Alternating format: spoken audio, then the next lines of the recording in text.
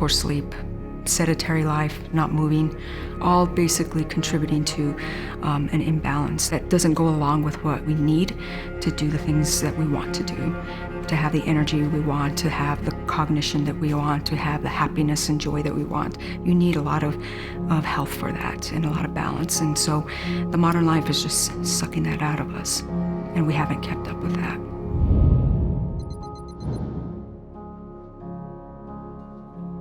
Hi, and welcome back to Proven, Healing Breakthroughs Backed by Science. In tonight's episode, we're going to be exploring two things that many of us need more of: energy and sleep. When we're young, this is not necessarily something that we're concerned about. We can burn the candle at both ends, staying up late and waking up early. Somehow, we always seem to have enough in the reserve to do whatever our lives require of us. What a great feeling, invincible. But as we get into our 30s, 40s, and beyond, we can't get away with that anymore. We start to feel our mortality a bit, and unless we learn how to listen to the cycles and rhythms of our body and give it what it needs, we can begin to go downhill fast. If you're looking to regain the energy of your youth and want to be able to sleep like a baby every night, this episode goes out to you. But before we can solve fatigue, insomnia, and related issues, we need to explore the foundation of how these conditions arise in the first place. Let's dive in. Fatigue is it's a can of worms because it's so many things. You can be fatigued because you sit in a ton of inflammation. I mean, that's what happens when we get sick. It could be just literally be that you have an autoimmune disease that's uncontrolled and you're just exhausted because your body's constantly dealing with inflammation. You can be fatigued because you're in that rat race and you have poor cortisol responses and then you don't sleep very well. I'm trying to think of everything besides the obvious. The obvious to me is, man, you're starting to take out your mitochondria. Multicellular life is impossible without mitochondria. So if you think about the primordial days, you had some bacteria that were unable to use oxygen to make energy. So very primitive amoeba-like bacteria.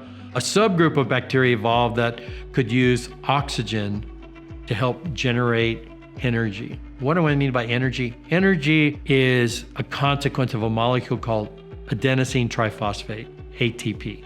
There is no other major source of energy in the body but ATP, and the mitochondria make ATP in a very efficient way. So what does that have to do with a person feeling tired or not, right? Well, we know that, a cell can have anywhere from a few hundred to thousands of mitochondria. Heart cells are packed with mitochondria, and that's obvious, right? They've got to be making ATP constantly. You make your body weight in ATP every day to stay alive. So you're generating huge amounts of ATP all the time. What happens if a cell has not as many functional mitochondria? And we know there are things that can damage mitochondria. So as they make ATP, they're generating free radicals, and that's normal to make these free radicals. But over time, those free radicals can actually damage the mitochondria. They become less and less efficient. So much energy has to be put into the mitochondria, which is the powerhouse of our cells, which actually give us ATP energy. It takes so much energy to put in there before it's going to give us energy out. Mitochondria act like a bacteria where it splits itself off to make more mitochondria. So if you have a poor functioning mitochondria working at 40% and it splits off, it makes two mitochondria working at 40%.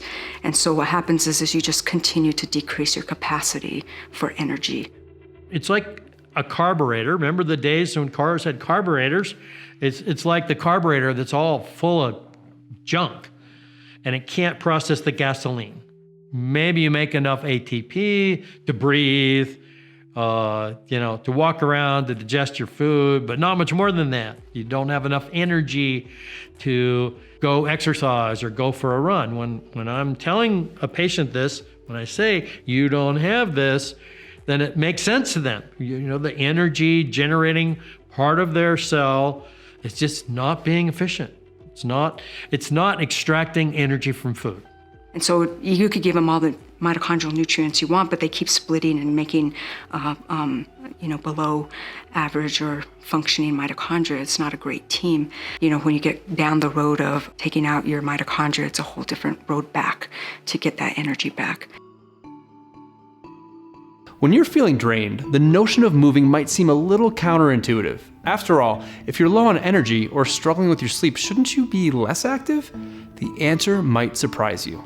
There are specific movement practices that are scientifically shown to boost your energy levels and reset your internal systems to bring your sleep cycles back into healthy balance. And one of those is the ancient practice of Qigong.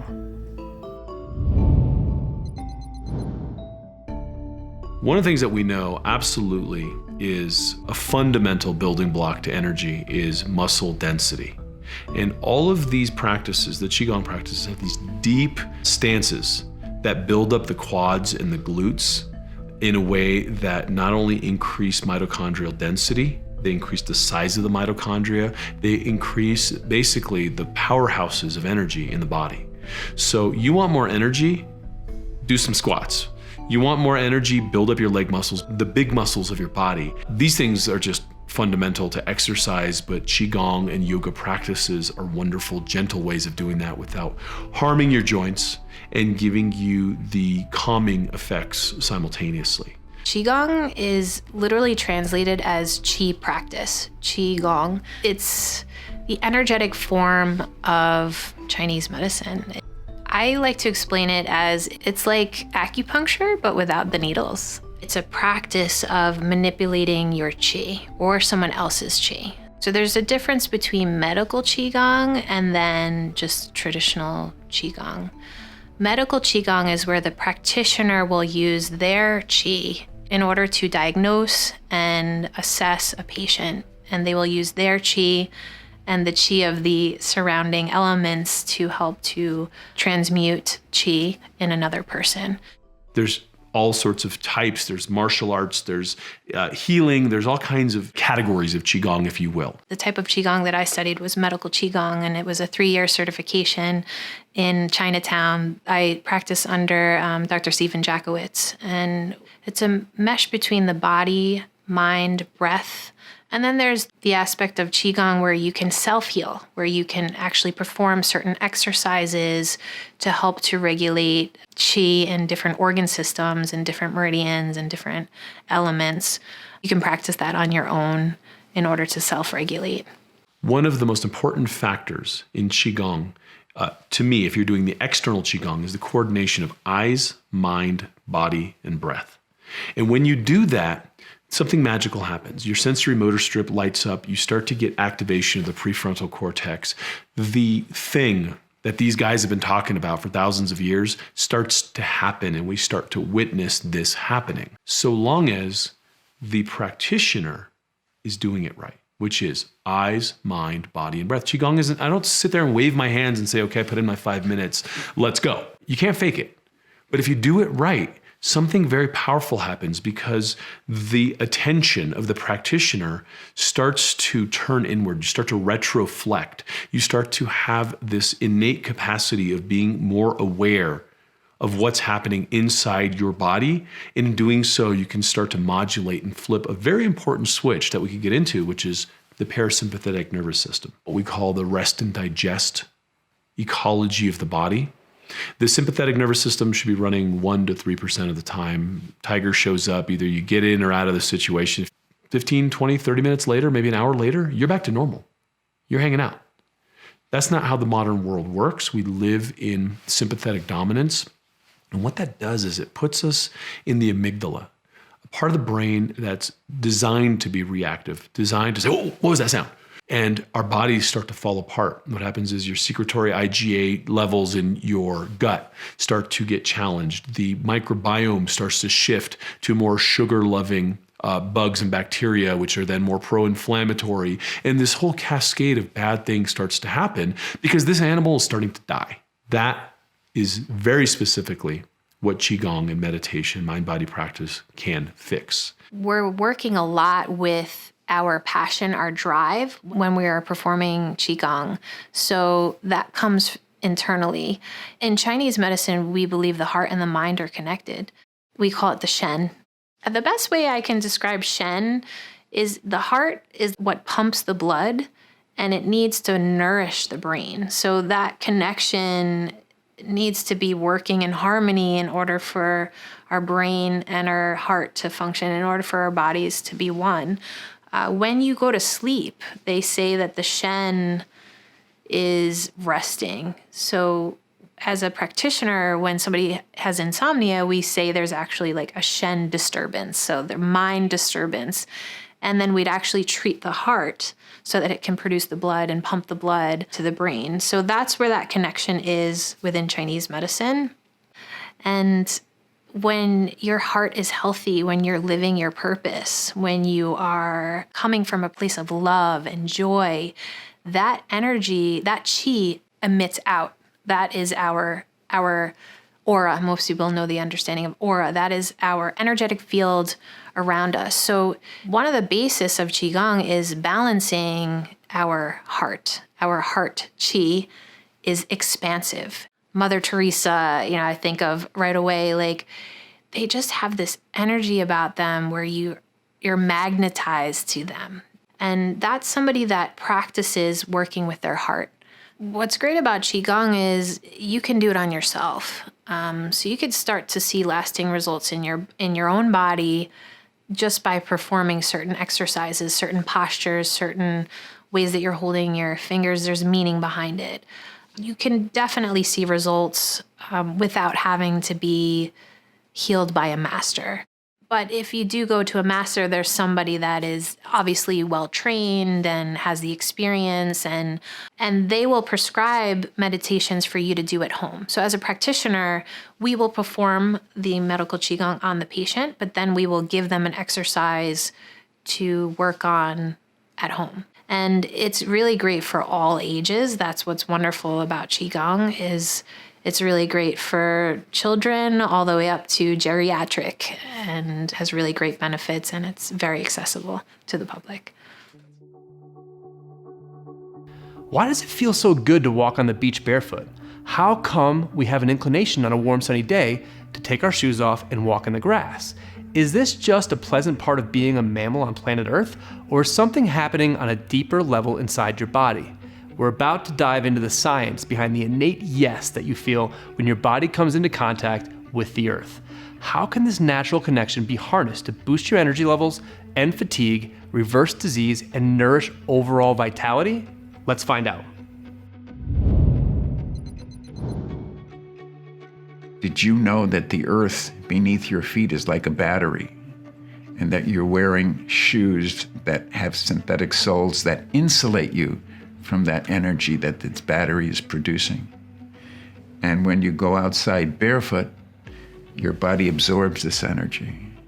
Or if you're indoors, you can use very convenient indoor products like mats and sheets and bands and patches that you connect to the grounding system of the building or the home. And this brings in the earth's energy into your body, and it normalizes the function of your body's electrical system. And we operate electrically. We are bioelectrical beings living on an electrical planet.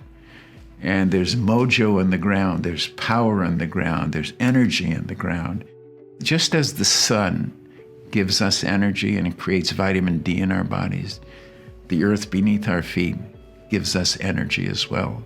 You can go outside barefoot, walk on grass, walk at the beach, walk wherever it's safe to walk, your backyard, and you can get this energy. It absorbs like a sponge into your body. Or you can be inside, you can sleep grounded, and it is reducing inflammation, it's reducing stress, it's reducing pain, it's improving your blood flow, it's improving your energy, you're gonna sleep better. One of the things that I've learned about inflammation is, for sure, grounding can put out the fires of inflammation, but you have to back up and say, what is feeding the inflammation? I remember when I was young that some years you would have millions of jackrabbits in the field. And then those years you'd have a lot of coyotes. And so when you're watching other things, doing other things, you would notice that the rabbits are sitting there eating grass like normal and the coyotes trying to sneak up on them. And all of a sudden the rabbit's ears go up like this, cortisol spikes, fight or flight system. And then the coyote, he springs. So the rabbit runs back and forth, zigzags back and forth across the pasture because he's got to have one eye on the coyote. So the coyote, 90% of the time, if not more, he will run and chase the rabbit. And then all of a sudden the coyote lays down. He runs out of energy, conservation of energy. And then the rabbit won't keep running. It'll just run a little bit further and then it'll stop and looking at the coyote. And then it'll be sitting there quivering. You can see it. And then all of a sudden it'll have one big shake like this, and then it'll go back to eating grass like nothing ever happened. And so what happens with fight or flight, if you don't ground it out, the cortisol is going to energize your system, and then it's going to create anxiety, irritability, and then it'll create inflammation, and the inflammation will create pain and more irritability, anxiety. So it's a vicious cycle. So if you're affecting cortisol, it's a master hormone. It's really tied to your fight or flight. With all of the people I have grounded over the years, and I have no idea, but I spent a lot of time grounding women with MS, lupus, and autoimmune related health disorders. And I remember one day I was talking to a woman who had MS, and it was really kind of bad. I mean, her hand, she'd have to hold her hand because it was just moving all over. And so we're getting her all grounded and get everything set up. And I asked her, I said, were you born with MS? She said, no. And I said, how did you get it? And she said, I have no idea. I don't know what happened. It just slowly came on, and now it's manifest as full-blown MS. And then about 5-10 minutes went by, and then all of a sudden she said, oh my God. She said, I never thought about it, but I'd lost a son, my mother had died, and other health, I don't remember all the issues, but anyhow, she went into a state of chronically elevated sympathetic state, fight or flight state, and she froze in that. So that's what I recognized early on in lupus, MS, fibromyalgia. Almost all of these people had the same story. Great loss. I lost a house. I lost a husband. And whatever it was, there was a great loss. I kind of said, okay, these are all coyotes. I mean, we get up in the morning and the first thing you get up, the cell phone. I mean, there's messages, there's whatever. So every time even if somebody drops a fork on the floor, there's a visceral response, and it's a cortisol spike. I mean, all these mini cortisol spikes. And then as the day goes on, there's more and more anxiety. So their bodies are filled with cortisol, and they never ground out like the rabbit. I mean, the coyotes keep coming, but they never find that time. The most important thing here now is the sympathetic nervous system responses, cortisol, fight or flight. But over here, you have the parasympathetic, and his functions with adrenals and as hormones. The adrenals and the hormones, they try to modulate the sympathetic so it doesn't overdrive, so it gives you that split second or a few seconds to make a decision. Do I run or do I fight? No matter what's going on in your environment. I mean, you're responding to noise, everything going on in your environment. But your adrenals and they become exhausted. There's not enough resources there to compensate. The adrenals become exhausted, then you become fatigued, chronic fatigue. And to make sense of this, if you take anybody who has anxiety, irritability, depression, any of these things, you just take them outdoors and set them under a tree on the grass for 30 minutes. They're a different person when they come back because they've grounded all this inflammation out of the body, and then everything can reset. That's what grounding's all about. We can take and ground anybody. Within 20, 30 minutes, their skin color comes up like a little kid that's been outdoors playing in the yard. We know we have a significant increase in ATP when you get grounded.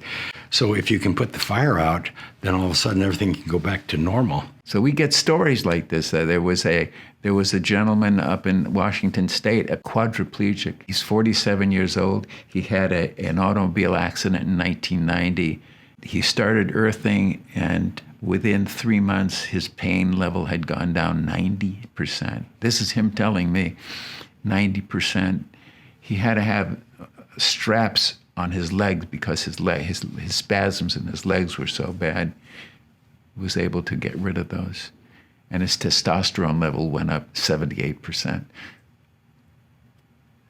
It's there are things that we hear that are just say, oh my God. Now, one thing we know is at night when you go to sleep, I mean, there's a lot of hormone cascades that take place during the night. So if you have pain in your body, you're not going to sleep well. That's the number one thing that happens when you ground people. You reduce pain, and they sleep better. Grounding doesn't make them sleep better. What it does is it reduces the pain. Sleep is autonomic. It's natural. If you're not sleeping, then it's because you have inflammation in your body or because your cortisol is elevated. Because if your cortisol is normal, you can sleep. It's like breathing. It's going to happen. The more well-grounded you are, the more your sleep cycles change. Everything changes.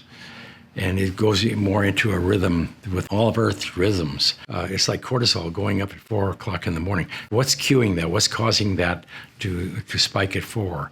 It basically what it is the Earth is turning, and we're connected to the Earth, so we're going like this. But the sun is here, and it stays constant. So the amplitude of Earth's electric field starts to increase, just like it decreases at night. And so that has to be what the mechanism is that's cueing cortisol. We've done probably 24 peer-reviewed published studies to date. We had 3 stewardesses. They were in the original study because their cortisol was off 3 hours, and they would spend half their time in San Diego and half their time in New York on flight. Cowboy logic, well, cortisol is affected by where you live. And then we recognized that you can, if you get off of a flight, your cortisol will be 3 hours. That's kind of what jet lag is, because your cortisol is really, if it's 3 hours off, then when you should be sleeping, you're going to have high cortisol and so on. So what we found was you could just stand barefoot on the Earth for 15 minutes after you get off a flight, and the Earth resets your circadian rhythm clock. And we measured it, and that showed up with cortisol. So that was an interesting find. There was a study done at the University of Salzburg, published earlier this year, that talked about sleeping grounded for athletes who they're involved in intense training, and the recovery process is so much faster. Athletes have told us that very often they sleep less and have more energy. Back in the late 1800s, there was a back to nature movement in Germany, and part of this movement was walking barefoot and sleeping on the ground. People slept on the ground, and they had obviously blankets, but they slept on the ground, they walked barefoot, and one of the leading persons in this movement was the father of naturopathic medicine. And he said that the earth has curative benefits. So there is some knowledge for this. But now, for the first time, really, in the last 20 years, you actually had studies that have explored this deeper. And the deeper we go, the more amazing this is. I hope you're enjoying tonight's episode. We'll get right back into it in a second, but I just wanted to take a quick moment to tell you how you can own the entire series. Below this video, you'll find a link to the full Proven docuseries, as well as a bunch of powerful bonuses that you can bring into your home at a special discounted price. This also includes a Proven companion guidebook that's jam-packed with powerful takeaways and action items from each episode. It's loaded with deep dive wisdom that isn't included in our free premiere. On top of that, we're hosting 2 live Q&As where you can ask questions directly to some of the renowned experts you see in these episodes. If you're interested in bringing these powerful, proven healing solutions into your life, it's well worth checking out. Plus, the proceeds from your purchase will help us on our quest to unveil new breakthrough medicines and share this information with the world. Make sure to check it out. Now back to tonight's episode. So we've established the idea that your body is electrical in nature, right? Did you know that at any given moment, there's an average of 100 watts of electricity coursing through you, which is more than enough to light up a light bulb? And when you're exerting yourself physically while exercising, you can produce up to 2,000 watts of energy, or enough to power 20 light bulbs. Whoa! With so much energy coursing through you, how is it possible to feel fatigued? Well, new evidence shows that holding on to negative thoughts and emotions, which take up a lot of this energy, can really deplete us and leave us feeling tired and fatigued. Unresolved events from our past and limiting beliefs do more harm to us than we previously thought. how best to clear these psychological weights that are holding us back. We're about to revisit a revolutionary personal practice called EFT that may be able to do just that.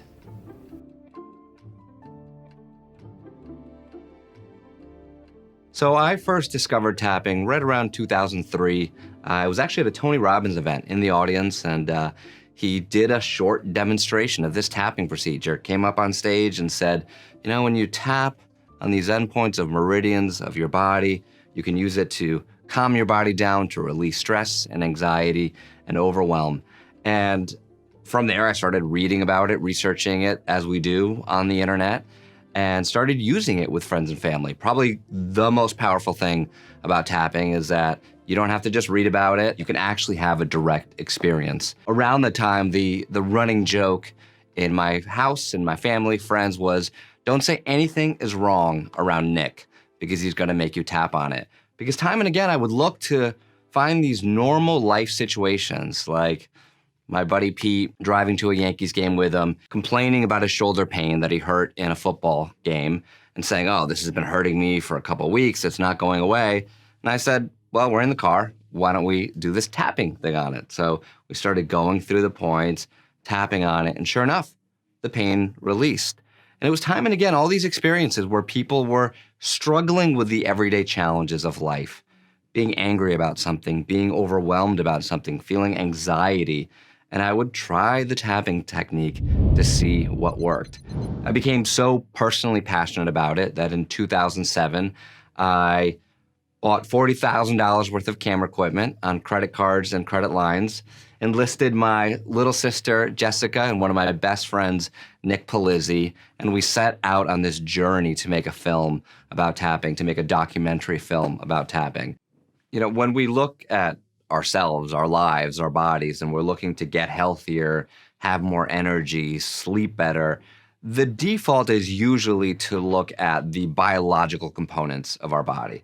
So we've been trained to, whether it be to take a pill that our doctor gave us, or even if we're not into that stuff, we've still been quite trained to take the supplement that's the pill, right? To get the biological chemical reaction that says, I'm going to swallow this thing and it's going to do something for me. Now, that's wonderful, and it's a component, and we certainly have a biological and chemistry component to our body, but then we have a potentially much larger energetic and emotional component. And when I say energy, people often, it's like it's been, labeled into the woo-woo, the energy. There's nothing woo-woo about energy. We are talking about the electrical system of our body. We think of our bodies as biological. They are massively electrical. Right now, your brain is firing electrical impulses to look at this information, to make sense of it, to process it. Your brain is firing electrical impulses through all the muscles in your body. So we have electricity. And then we have this emotional component. We have this brain that is active. We have this body that is related to our past experiences. If we think of waking up in the morning, and let's just imagine that we get 100 units of energy in the morning, or $100 of energy, whatever the thing is, that it's just download, it's like, this is what you got. And then you have a traumatic experience that happened to you when you were 7 years old. Maybe a bad accident or a fall. Maybe that little experience where you got up in front of the class and you were embarrassed and you began to close down, to feel shame in your body, to feel unsafe. Those experiences, we might imagine that we're going to say, we're going to take 5 units of energy and it's going to go over there because it's always active. Now, that'd be okay. 5 units of energy, I can still get by. I can create what I want in my life. The challenge is when you have one event after another, when you have one experience after another, when it all stacks up and you go 5 units here, 5 units there, 100 units there, and now we're waking up with that energy deficit. When we have been putting this weight of stress, anxiety, overwhelm, all these traumas stacking on top of each other, that's when we wake up in the morning without energy. That's when that heart disease from making the wrong food choices, plus having all this energetic stress, all this emotional stress, all this amygdala firing, it's that perfect combination to create the disease, to create the autoimmune disorder, to create the chronic pain in our bodies. What I think is important about these concepts is, to me, they give us the freedom to go, I can take the supplement and pill, and this is something I'm going to explore to heal myself. But I'm also going to stack these other 5 things. The healthiest choice is not to say, oh, there's that one thing in that one episode in that one series and the one thing that's going to fix my life, that's going to change my life, that's going to be the magic pill. It's, how can I take the best from these places? How can I realize what I need in my life right now? Maybe right now for the next month, you need tapping because you have all this anxiety and stress and overwhelm. And then after that, you move over to some other disciplines to provide a different level, a different approach to healing. Maybe you're doing the tapping and an herbal supplement. Maybe you're doing the chiropractic and the tapping. The magic is in these combinations. The magic is in that awareness that the more we pull our energy back from these events, the more we say, anger about what happened 34 years ago, I am releasing this. I'm physically letting it go from my body. I'm using the somatic process to let it go. I'm pulling that energy back in. And that's why naturally people sleep better.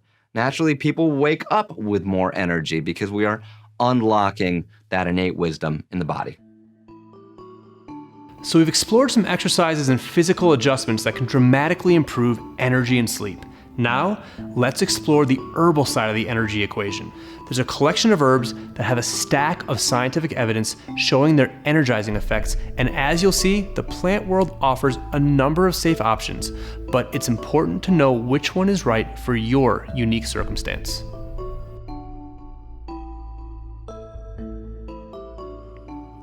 There are multiple reasons why somebody may be fatigued. If we're dealing with sleep issues, obviously you need to deal with that so that you get good quality sleep, an adequate amount of sleep. But there are other issues that can cause fatigue that have nothing to do with sleep. So for instance, elevated cortisol levels, which can cause mitochondrial dysfunction. Herbs for fatigue, think herbs that help with elevated cortisol levels, it brings us back to our adaptogenic herbs. And the adaptogens are herbs that help the body cope with stress. The way they work is that they are basically neuroendocrine balancing tonics. So they help stabilize and strengthen and nourish and harmonize the relationship, specifically between the nervous system and the endocrine system, and also the immune system. So I had a friend who was really struggling with sleep, and I said, try some adaptogens. And he was like, I don't really believe in adaptogens. I'm like, just try them. And he's like wearing an Oura ring, and he just discovers, wow, my HRV is improving from just these adaptogens. Who knew? Turns out these are ancient medicine. These have been around for thousands of years. Every single culture in the world has an adaptogen. We have 2 of the stimulating adaptogens. These are Asian ginseng and rhodiola. Ginseng is the adaptogen that people talk about, but then every region has their own ginseng, like ashwagandha is the Indian ginseng, maca is the Peruvian ginseng, Suma root might be the Amazonian ginseng, and in the north, the northern ginseng is rhodiola rosea. Now, Asian ginseng comes really in 2 forms. It grows in different places and it has some different names, but it basically comes in 2 forms, that being red and white Asian ginseng. The red ginseng, which has been steamed, is the most heating, hence the most stimulating.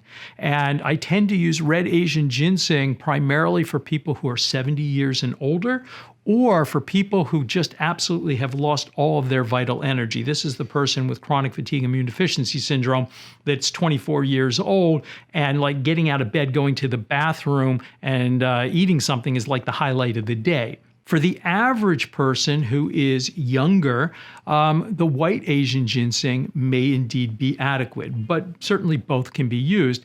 And this, again, is one of the most stimulating adaptogens, and it gives people a sense of energy. It helps to re-regulate the HPA axis, the hypothalamic pituitary adrenal axis, and prevents stress-induced mitochondrial dysfunction. The thing you understand is if you are already overstimulated, if you are a type A personality, a tendency toward insomnia, a tendency toward hypertension, red ginseng can make it worse. Herbs like Huangqi, ginseng's another one, very stimulating. It's going to aggravate things like hypertension, migraine headaches. It's going to be pretty problematic for someone who's got a little bit of ADHD. That's a little bit like, what do I jump to next? Because it's stimulating. It's a little bit like caffeine that way.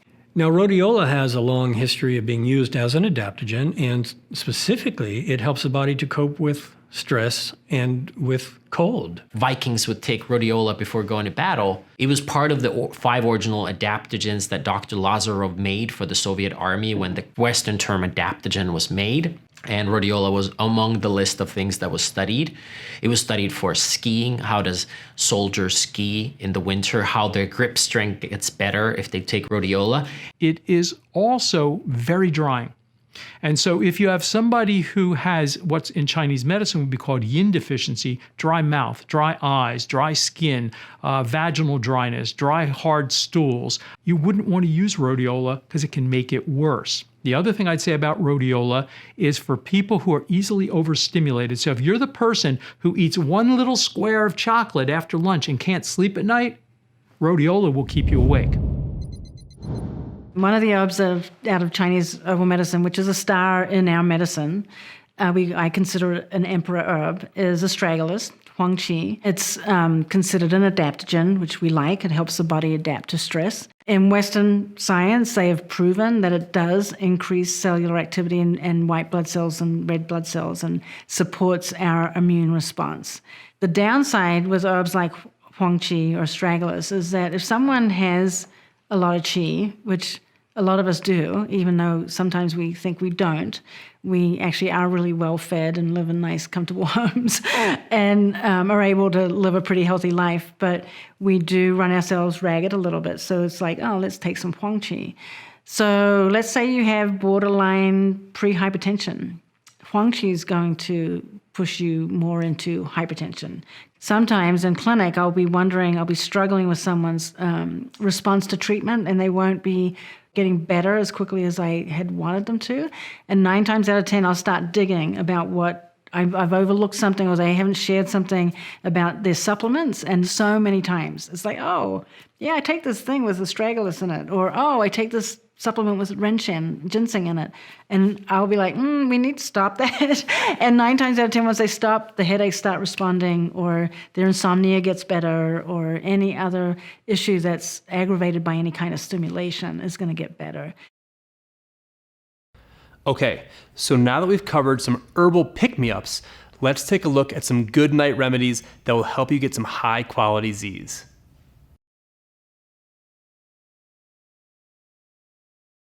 One of the things I'm constantly asked about is sleep. It seems like Americans are, every single one of them, they either can't get enough sleep, they can't fall asleep, they wake up too early, they wake up in the middle of the night. It's interesting, in 1910, the average American slept 9 hours per night. Now, the average American sleeps less than 7 hours per night. In the intervening 100 years, we have not evolved to need less sleep. We are just chronically sleep deprived.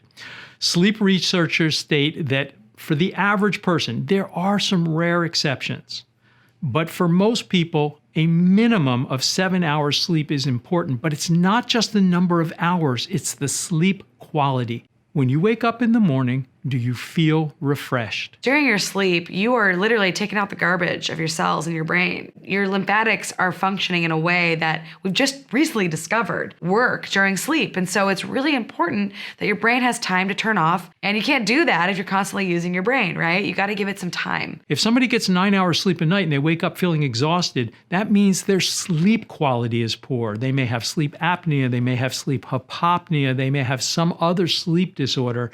And I am a big fan of sleep studies because it's really important to understand what's going on here. If you have a problem sleeping, I would take things like, magnesium and valerian, passion flower, GABA, kava. There's so many that are available. Chamomile tea, CBD. Really fundamentally, you'll never get great sleep if your stress during the day is not addressed. The number one herb everybody thinks about is valerian for sleep. But let's not forget that sleep issues have a number of underlying components, and we still need to figure out what's going on. So if it is hormonal, we need to address that. If it is anxiety, we need to address that. Many years ago, I used to manage a health food store in Manhattan, and I had an employee. She'd be 10 minutes late, 15 minutes late, 20 minutes late. And so finally, I screwed up my courage to kind of, I had to confront her. And I said, Sylvia, you're late every morning. You have to be here at 9. In fact, you should be here a few minutes before so you can get ready and be ready to go to work. And she looks at me and she says, I'm sorry. She says, I'm just having a terrible time. I'm waking up in the middle of the night and I can't get back to sleep. And then when I eventually fall asleep, I oversleep my alarm. And I looked and I said, Sylvia, I'm an herbalist. You should have come to me. And I look at the shelf and there's a bottle of valerian. I take it and I said, Sylvia, take this. It'll work. It'll help you. The next morning, she's early. I'm feeling so good about myself. See, I knew what I was doing, except she's not smiling. And I said, Sylvia, what's going on? And she goes, what the heck did you give me? I took this stuff. I was awake all night. I cleaned my apartment 17 times. Well, it turns out that first off, in research, valerian is not a sedative. Valerian is an anxiolytic and antispasmodic. So if your sleep issues are due to anxiety or muscle tension, it may be of help. But there's a small number of people when they take valerian, it's like they just took an amphetamine. There's not just one kind of insomnia. So for instance, with menopausal insomnia, the classic pattern is the woman has no problem going to sleep. She wakes up every night between 1 and 3 in the morning. For that, I like to use a combination of hops, motherwort, and passion flower. And it is often fairly effective. And of that combination, if I had to pick a single herb to give somebody for sleep, it wouldn't be valerian, which a lot of people go to, it would be hops. Hops is much more effective than valerian as a sleep aid. But again, depending on the reason for the person's lack of sleep, we might add in other things that would enhance the efficacy, bringing in that synergistic effect. So for people who are light sleepers and the littlest noise startles them, I might use hops with some lemon balm because lemon balm seems to enhance the quality of sleep. If somebody has a deeper sleep issue, again, sleep hypopnea, sleep apnea, you have to address that. Herbs won't affect either of those conditions effectively. On the other hand, if I have somebody who tells me it's like there's a talk radio in their head and they just sit there at night in bed thinking about all the things they did today, what they should have done, what they could have done, what they're going to do tomorrow, what they're going to do in the next lifetime, passion flower. Passion flower for some people is literally like the off switch. And the beauty of it is there are studies showing that hops is effective for helping sleep. There are passion flower, it can be effective for helping sleep. Lemon balm can be effective for helping sleep. I love holy basil tea. If you have really low cortisol and you're like flatlined on your cortisol rhythm test, licorice can be life-saving. It can be a really great substance. Almost every great pharmaceutical grade supplement company is going to have a line of sleep supplements. And really oftentimes it takes some testing and trying out different things to find out what works for you. And so there are a wide number of herbs that can be beneficial, but no matter what you are trying to treat, always try to figure out what specifically is going on for you. Is it that you're drinking alcohol at night? And after you basically metabolize the alcohol, your blood sugar bottoms out and you wake up in the middle of the night because of low blood sugar? Do things that are relaxing before you go to sleep. Watching scary movies at night before you go to bed, reading a page turner are not ways to relax. And turning off those screens way earlier than 8 p.m. You just can't expect to sleep well if you're sending the signals to your body that it's daytime. This is a phenomenon known as sleep hygiene, and good sleep hygiene is as important as any herbs that you can take.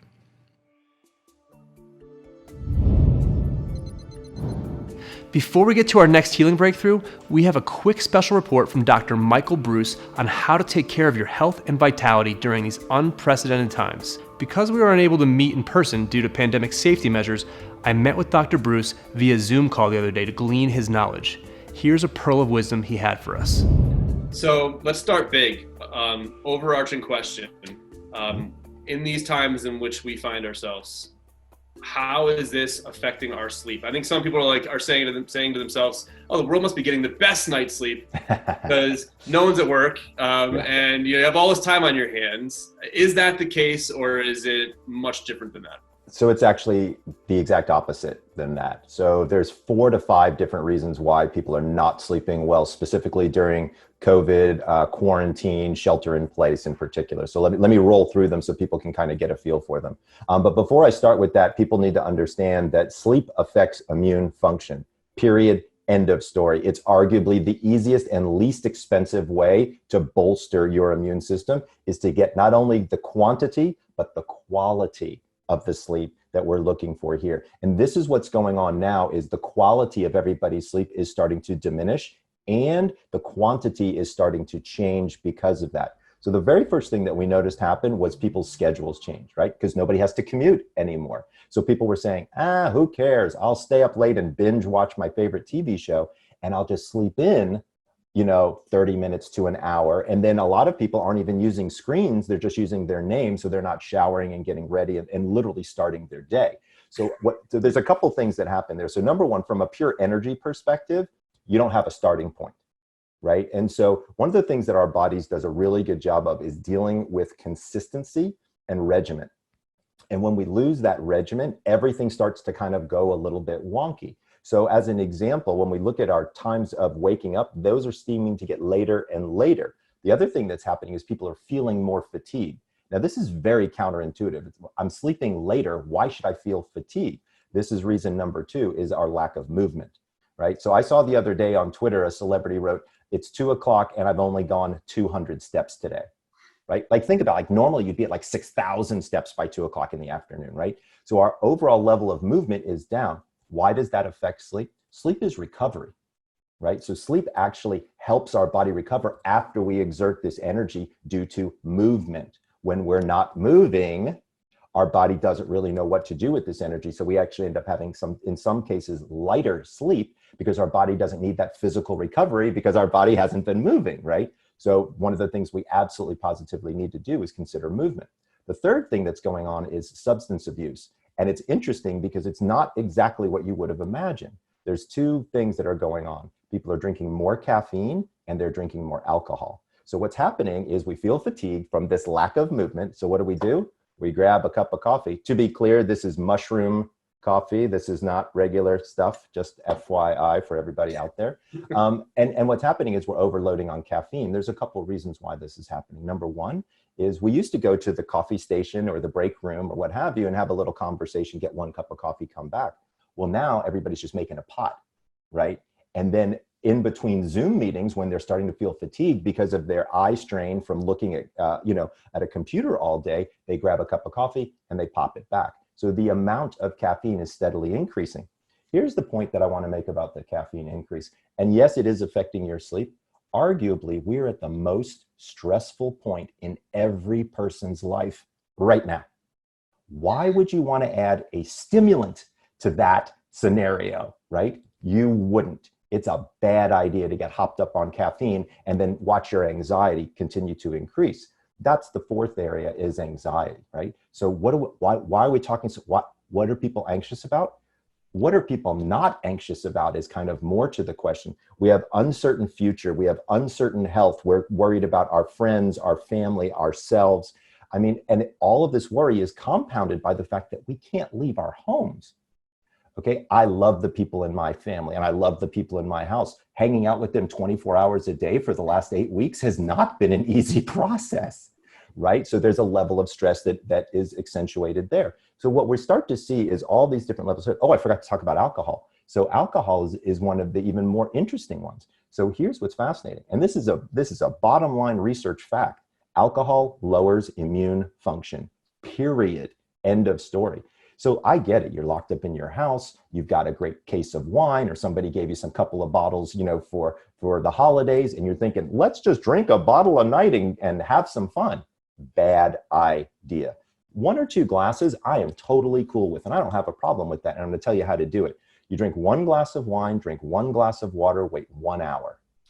That's how you do it. Drink 2 glasses of wine, drink 2 glasses of water, wait 2 hours. Once you go past 2 glasses of wine, that turns into a problem in 2 respects. Number one, there's a really big difference between going to sleep and passing out, right? We don't like the passing out because that lowers the amount of deep sleep that you get. So that physical restoration is gone. Remember, you're feeling fatigued. When you add alcohol, it takes out the physical restoration portion of sleep. So you're going to feel even more fatigue, which is going to make you drink more coffee, which is going to make you want to take naps during the day, all of which you don't want to be doing. So what you can see is almost literally all of the influences that are in our lives now are leading us to a situation of poor quality and quantity of sleep. Thanks for sharing the knowledge with us, Dr. Bruce. Now for our next healing breakthrough. So we've covered 4 realms of alternative medicine for boosting your energy levels and healing your sleep. Well, for our number 1 solution tonight, we're going in a slightly different but absolutely vital direction. If you ask a functional medicine doctor, they'll likely tell you that the reason half of their patients initially come to them is because of a fatigue complaint. This strikes a personal note because it's the exact reason why I went to a functional MD 10 years ago. My energy plummeted almost overnight, and there was no obvious reason why. Well, the first thing a functional MD or an integrative physician will often do when they hear that complaint of fatigue is to A, ask you a ton of questions about your day-to-day life and surrounding environment, and B, order a number of tests, most of which you've never heard of before, to get an idea of what's going on inside of you, from blood chemistry, hormone levels, and gut health function, all the way to food sensitivities, environmental toxins, and hidden infections. We have a whole new world of technology at our disposal, and it's now safe and fairly easy to get a full picture of what is going on deep within us. When it comes to fatigue, testing is not only fascinating, but it's absolutely vital, as you're about to find out. The technical term that we use to describe functional medicine is applied systems biology, which is a mouthful and sounds pretty complicated, but basically it's the same idea that ancient healing systems like traditional Chinese medicine have always applied, which is that you're treating the whole person, right? You're treating, all the different systems that could go awry in the individual, as opposed to being narrowly focused on what disease the person has. So we really want to know what's going on with the individual. We treat the person, we don't treat the disease. So we have this matrix that we look at, and the matrix involves things like the total toxic load, what we call communication, which is the hormones in the body, the whole idea of, mind, body, spirit, the idea of the immune system being in balance or out of balance. So every one of these is a different category that we look at very systematically. And we have specific testing that we do to look at every one of these categories and say, is this out of balance? Is this the priority? Is this where we want to go first? So if I have a patient with chronic fatigue, the question that comes up is, what's really the best approach dietarily? And it highly depends on the individual. If they're chronically fatigued and they're overweight and they have blood sugar issues, then I'm definitely going to go down the path of time-restricted feeding or intermittent fasting, or maybe even a ketogenic diet. The Institute for Functional Medicine actually has a diet that they call the MITO plan, the mitochondrial plan. And they have a version that's the mitochondrial plan with the ketogenic option. And that is based on the belief that generally consuming carbs, and especially refined carbs, is not a very efficient way to generate energy. But if a person is thin, and they don't have any blood sugar issues, I have to be really careful about calorie restriction in that individual. So again, I'm treating a person, I'm not treating the condition. Then I've got to look at all the other factors that may be contributing to fatigue. Are they toxic? That's the first thing I think of, So I would do a toxic workup. In my practice, I see a lot of people with chronic neurological symptoms that have been to many different doctors, specialists, even alternative practitioners, and still are struggling. And typically I find it's things like brain fog or difficulty with concentrating and focusing and kind of connecting their thoughts, or emotional symptoms. And one major under-recognized root cause I've seen is mold toxicity.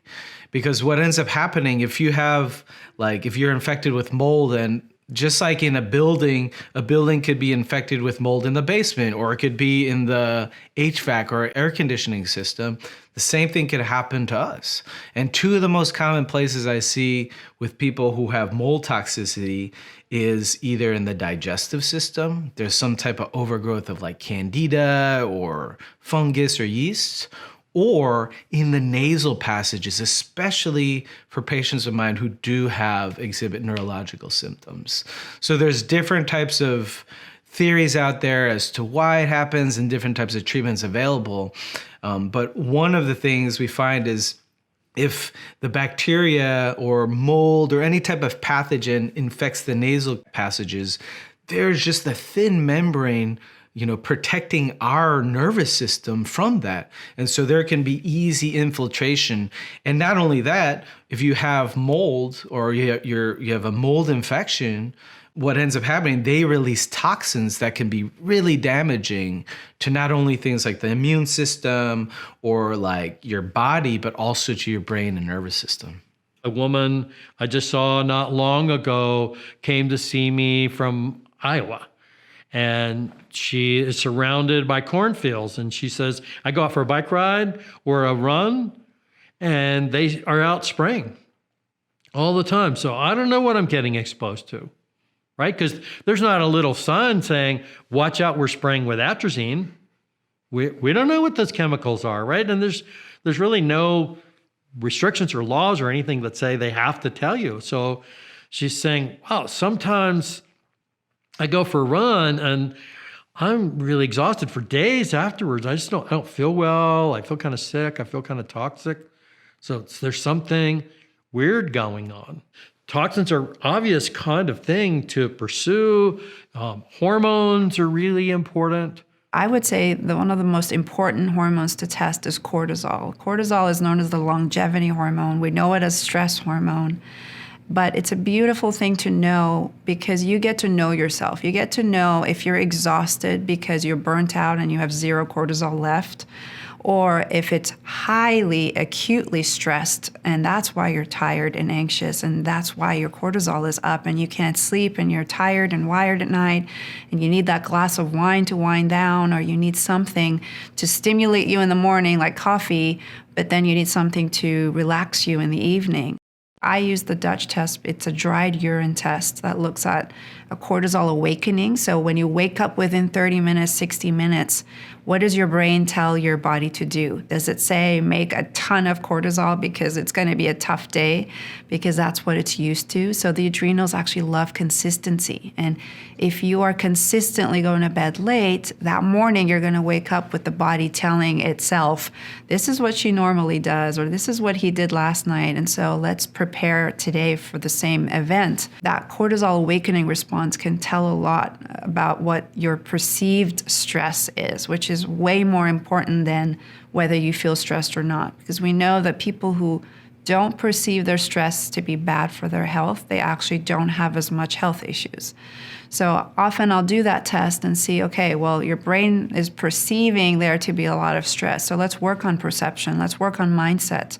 Let's work on reframing what's happening to you and what meaning you're giving it. Then there's the consideration about infections like viruses. Epstein-Barr virus is one that's best known for causing fatigue, but then there are a lot of viruses that can go along with that. We all have these herpes viruses in our system. Why do they get reactivated in other individuals? Virus can go anywhere. Virus gets into our bloodstream and our lymphatics, and it can go anywhere in the body, and it can kind of hide out. And I think a lot of people with fibromyalgia have some sort of viral load. In Chinese medicine, we recognize that there are pathogenic factors stuck in the body, and we need to release them. So it's kind of interesting to see that correlation between the old theory and our newer understanding of, oh, this is really interesting. At any one time, any of us can have about 10 viruses. We don't necessarily know because our body compensates for that, which is really cool. But we get a little run down and the body can't compensate as much, and all of a sudden, pff.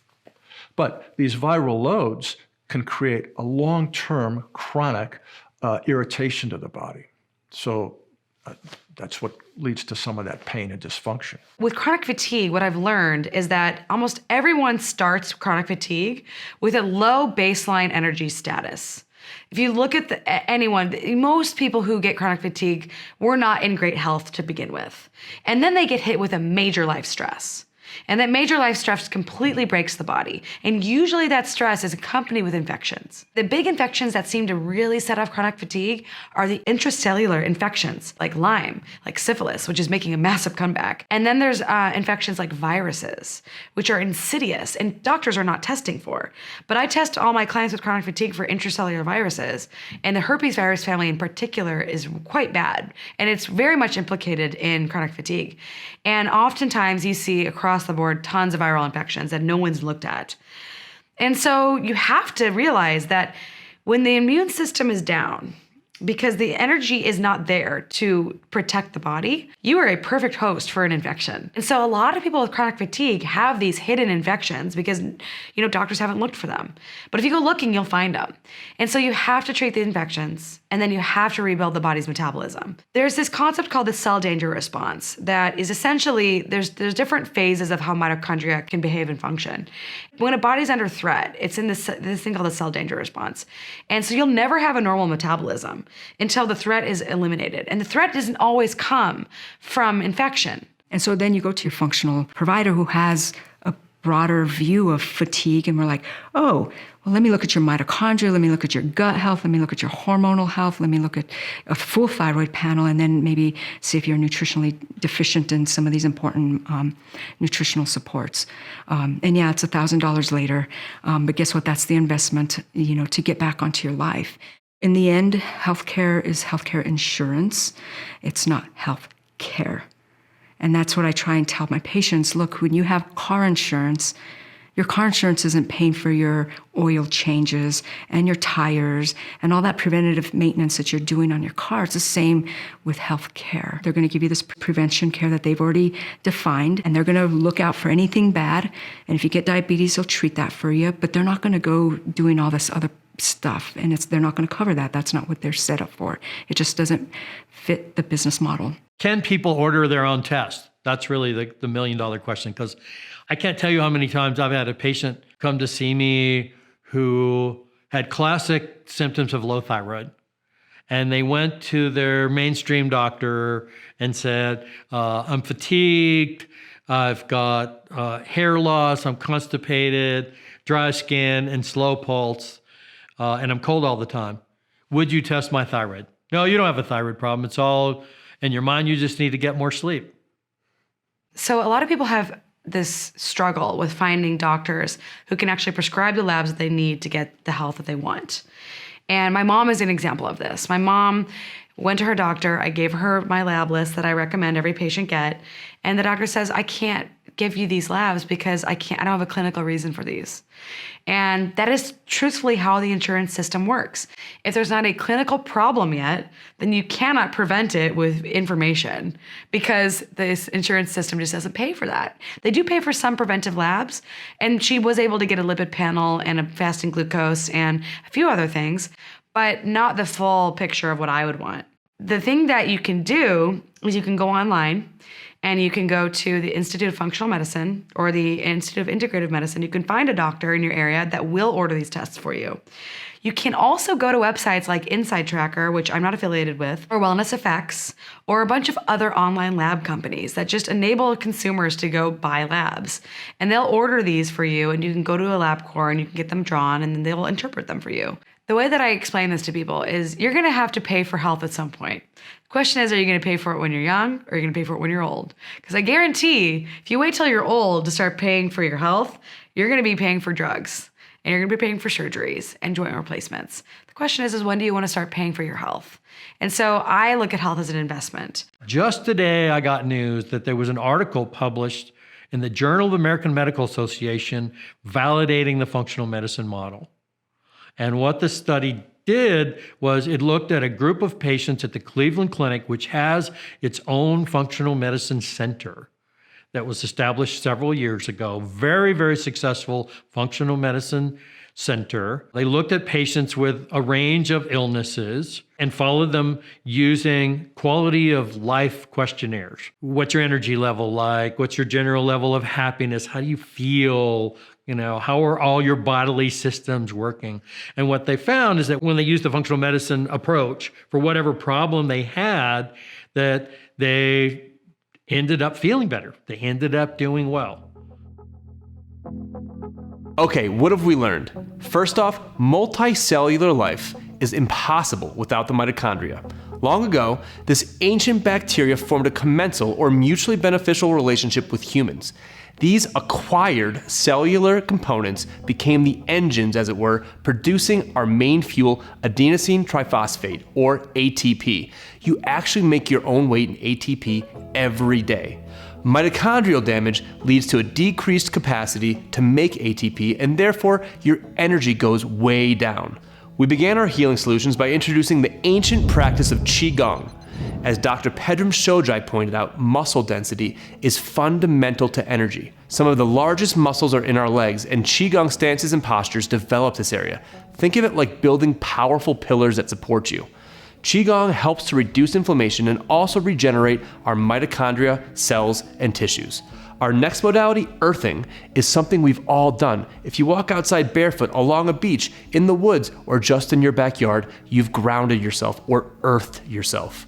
This seemingly simple practice cools inflammation, which can cause sleep disorders, painful conditions, fatigue, poor digestion, brain fog, you name it. By significantly reducing inflammation and with it pain, many folks are able to sleep soundly with the use of a simple earthing mat. Sleep is automatic, it's natural. Grounding does not help you sleep better, it brings you back in sync with the rhythms of nature, and as a result, your body resets. Don't believe in the power of earthing in nature? Go sit under a tree for 30 minutes, then get back to me. Clint Ober and other researchers call earthing foundational as it benefits so many systems in the body. Elite athletes have begun incorporating earthing into their training for enhanced recovery. Talk about energy demands, professional athletes only have time for what works, period. Next, we revisited EFT, or emotional freedom technique, commonly referred to as tapping. As Nick Ortner says, there's nothing woo about energy. We're talking about the electrical system of the body. The science is conclusive that your central nervous system and main processing unit, your brain, are electrical in nature.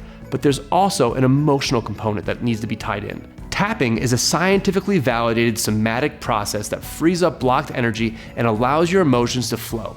The resulting release and the catharsis it brings is shocking to many people. We then moved into herbs for energy. There's a special category of botanical substances known as adaptogens that are phenomenal for energy regulation. From Asian ginseng to rhodiola, maca, sumaroot, and ashwagandha, there are many options, and David Winston broke it down for us. These herbs work along the HPA, or hypothalamus pituitary adrenal axis, to prevent stress-induced mitochondrial dysfunction. He discussed the wealth of research around rhodiola, one of the first herbs that was classified as an adaptogen, which was once used by the Vikings to prepare themselves for battle. Next, we talked about herbs and supplements for sleep, which is something that is so vital to our survival, yet many are not getting enough of it. We covered things like valerian, magnesium, chamomile, and kava root, which all can be useful, but herbs have specific actions based on your body type. Things like valerian can actually be stimulating, so David Winston suggests trying hops, motherwort, and passion flower instead. In our final segment, we explored the world of personalized testing. There's a saying among practitioners, test, don't guess. This makes sense, but how many clinicians are doing the right tests for you? If you see a functional medicine doc about energy, fatigue, sleep, or insomnia, they are going to test you. It may be your mitochondrial condition, blood sugar levels, or toxic exposure that needs remedying. Many people out there are struggling, and their MDs have no options for them because by their standards, nothing is wrong with you. But that just means they're not looking in the right place. Mold toxicity is extremely prevalent in the modern world, even in drier climates. The stats are crazy. Did you know that most buildings in the US have mold growth? And if you live in a humid or wet area, the concentration only goes up. Other recommended tests target hidden bacterial and viral infections in your body. Even after we've recovered from them, some viruses can go dormant and linger in the body only to come out later and cause problems. Epstein-Barr virus, or EBV, is notorious for this, and many with chronic fatigue and fibromyalgia often find that this is one of the major contributing factors. As Dr. Molly says, infections in your cells can cause chronic fatigue. Hormones also play a key role in your energy levels, so a panel for baseline measures is good, especially thyroid and adrenal hormones. Okay, 2 more things before we go. 1, make sure to click the button below this video to find out how you can bring all 9 episodes of the Proven docuseries, plus a bunch of powerful bonus resources into your home for life.